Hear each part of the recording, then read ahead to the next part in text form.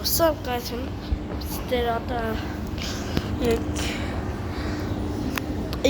за өнөөдөр бид одоо K-Team компани бодрооны дэлгүүд дээр явж байна. Манай одоо тэр яг нэг яа